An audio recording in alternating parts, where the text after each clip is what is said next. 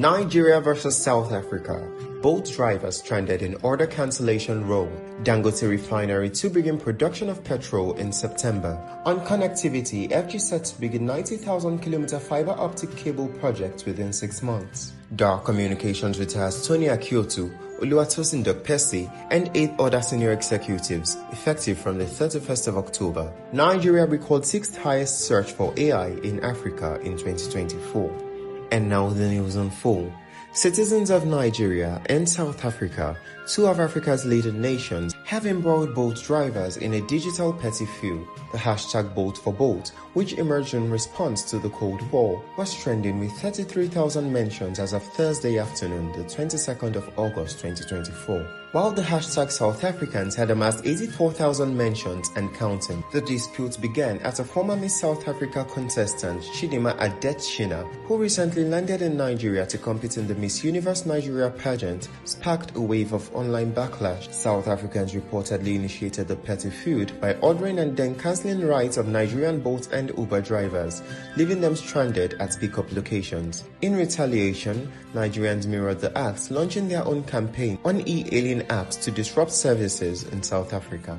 Viral clips of South Africans engaging in petty actions towards Nigerians have fueled further animosity, with Nigerians rallying on social media to leverage their strength in numbers. Up next, the Dangote Petroleum Refinery is currently conducting test runs for petrol production, with expectations for full operation to begin by mid-September, according to reports by Reuters. The report indicates that the timeline may be subjected to further delay based on notes by Wednesday by IIR Energy and Oil Industry Monitor. IIR informed its clients that there is a possibility of additional extensions to the commencement date. The refinery hopes to significantly reduce energy importation, not only in Nigeria, but across West Africa, as an earlier report from Nairametrics noted that the commencement of full production in the Dangote refinery would result in the closure of some refineries in Europe, primarily exporting and significantly reducing the $17 billion pie of gasoline imports. Up next, the federal government of Nigeria is targeting the planned deployment of 90,000 kilometers of fiber-optic cable across Nigeria to start within the next 6 months.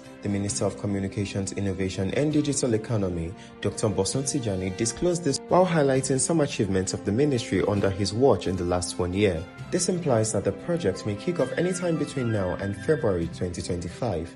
The project is aimed at increasing Nigeria's backbone network from 35,000 kilometers to 125,000 kilometers by adding 90,000 kilometers of fiber-optic cable to the country's national connectivity backbone. Up next, DAAR Communications PLC, the parent company of Africa Independent Television, Raypower, and Faaji FM, has announced the retirement of several key members of its executive management team, including Mr. Tony Akiotu and Dr. Oluwatosin Dokpesi. This decision, effective from the 31st of October 2024, is a broader move to comply with the company's internal control policies and procedures manual, which mandates the retirement of executives who have served for over 10 years in their roles. The announcement, made in a statement dated on the 19th of August 2024 by the company's secretary Miji Jonah, follows a series of online publications claiming that DAAR Communications had sacked several directors, including Tony Akiotu and Oluwatosin Dokpesi. In response, DAAR Communications issued a formal notification to the Nigerian Exchange Limited,